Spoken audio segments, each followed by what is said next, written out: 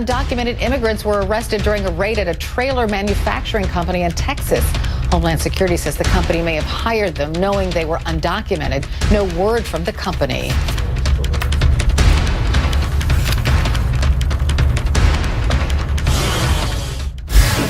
All right, the political big three of the top stories everyone is talking about. Let's get right to it. Reading the political tea leaves in Florida and Arizona. What do last night's primaries tell us about the midterms?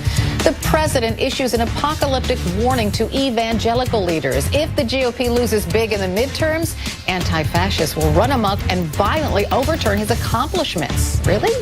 And have you been blocked by @RealDonald Trump on Twitter?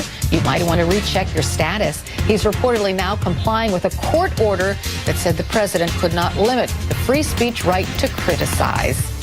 So let's talk. Democratic strategist Michael Starr Hopkins joins me now. Welcome, Michael. Thanks for having me.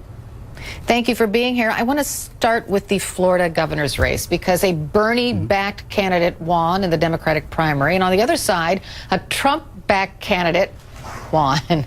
So you could say it's what the election of 2016 might have been. Listen, last night was a historic night. In the state of Florida, we nominated our first black candidate for governor. We nominated our first black candidate for attorney general in Sean Shaw. And I think that what we're seeing is a microcosm of what we're seeing across the country. Democrats are excited, they're fired up, and we're ready to remove Republicans, not just from the White House, but from executive offices all over the country. You know, DeSantis, a little while ago, made a comment about Andrew Gillum and used the term monkey. And I think that the type of rhetoric we're seeing from Republicans these days isn't just disgusting, it's dangerous. And so I'm fired up, and I think we're seeing across the country, Democrats are fired up. Yeah, we're trying to get that bite pulled from Ron DeSantis, and he did use that word. We have it now. So and just one second. Allie Stuckey, I know you're joining us now. Allie Stuckey's a conservative commentator. I'm going to bring her into the conversation. I'm being foiled at every turn. Do we have the bite from Ron DeSantis? Not yet. Okay. So we did use that term, but I want to play it for our viewers so they can decide for themselves what exactly he meant by that. And I do want to focus a bit on the Bernie backing and what this might mean for November, because everybody thought Bernie Sanders' influence had pretty much dried up, but that's not the case. He also backed a candidate in Maryland for governor, right? Ben Jealous. Ben Jealous. Absolutely. And Ben Jealous won his primary. He did. I was at the event where Bernie Sanders came down to Tampa and Orlando and endorsed Andrew Gillum, and the level of excitement was crazy. Bernie Sanders still gets people fired up. He still gets people ready to go. And I think what you're seeing is a progressive movement within the party. People want to make sure they're getting paid a fair minimum wage. They believe that we should be giving health care to everyone. I think those are just basic American tenets. And so we're having a battle right now between whether we're going to do that or whether we're going to have a more conservative, you're on your own mentality. Okay, so Ron DeSantis is going to be pitted against the Bernie Sanders-backed candidate. Andrew Gillum. In Florida, Andrew Gillum, right? And so we have the bite now where DeSantis used that word monkey. So I just want to play it. Allie, you comment after, and we also have comments from the DeSantis camp. Let's listen.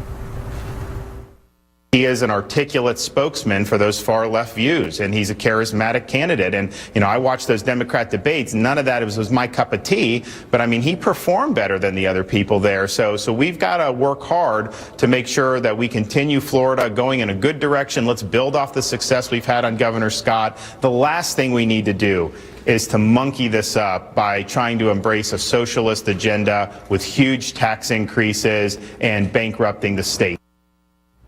So, Allie, there has been backlash against Mr. DeSantis for using that word monkey. Your thoughts on what he meant? I think it's racist to call him out for that. Obviously, that wasn't his intention. If that was his intention, he never would have said that publicly. So I think it's kind of a ridiculous accusation to point that out as bigoted or as pointed towards his opponent. He had just finished saying, you know, this is a worthy opponent that we're going to have to work hard to beat. I highly doubt that he intentionally meant to be demeaning by saying that, and I think it's way overblown to react in a negative way. Well, let me just tell you, Allie, as an African-American man who's had racial terms used against him, I'm sure you're a nice person, but I don't really care whether you think it was racist. It was a racist term that was used. It's offensive. There are millions of African-Americans who've had to deal with this. You and we're honestly not think that he intended it that way? How else do you intend saying, let's monkey around when the first African-American nominee for governor, when you're addressing that? He said we shouldn't monkey this up. That's not just a dog whistle, that's a bullhorn. Look, so why didn't you say let's mess this up? I understand that I don't have the same perspective on this than you, and I will own that. And I believe that you're genuine in your feelings of this. I think that you are a very honest and good person. However, I just don't think DeSantis is that dumb that he said a blatant racist term that he knew would get backlash. He's not an idiot. I highly doubt that it was intentional, and I truly am sorry if you or anyone else were offended by that. But it wasn't deliberate. He's not that dumb.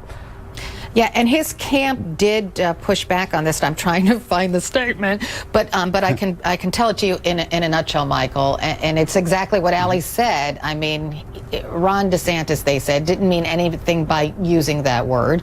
He just meant that, you know, it's throwing a wrench in the system, like a monkey wrench. Yeah, exactly. Sure. I mean, I feel like this is more of Trump's kind of, they're good people on both sides, or the Allen in Virginia when he used the macaca comment. Like, it's just, come on. Like, there's just no room for this kind of language. He could have said it a million ways, but to use the term monkey with the first he doesn't want to monkey this up. No, because he's a socialist. The next sentence was saying, you know, this is a far left socialist candidate. Florida doesn't want someone with, you know, these kind of extreme progressive values. And so we don't want to monkey this up. We don't want to mess this up. It's this kind of accusation of racism against something that is clearly not intended to be racist that actually undermines actual instances of racism. And this is another example of why Trump won, because people are so tired of these generalizations as everyone on the right being racist when they're clearly not.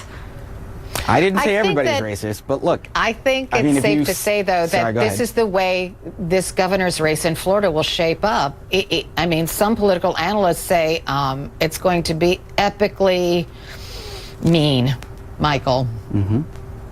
It will. I was at an event last night with Sean Shaw, and we were talking about the fact that, you know, this race is going to get racial. That's Donald Trump's kind of playbook. That's his agenda. And he said he's going to come down to Florida repeatedly. And what happens? Less than 12 hours after the race is called, you have DeSantis throwing around the word monkey. So, yeah, the next 70 or so days are going to be vicious. It's going to get racial on the left. It's going to get racial on the left. I guarantee you no conservative is going to deliberately make this about race. He said that this guy, Gillum, is a worthy candidate. He might be far left, but he's a worthy candidate. Conservatives are not going to bring race to it. It's Democrats who are already bringing race to it. That's what you guys do. You guys race bait. And you say, if you don't vote for this person, then you're a racist. People are tired of that. That's going to hurt your guys' platform. All right. I have to end it there. Michael, Starr, Hopkins, Allie Stuckey, thanks so much for joining me.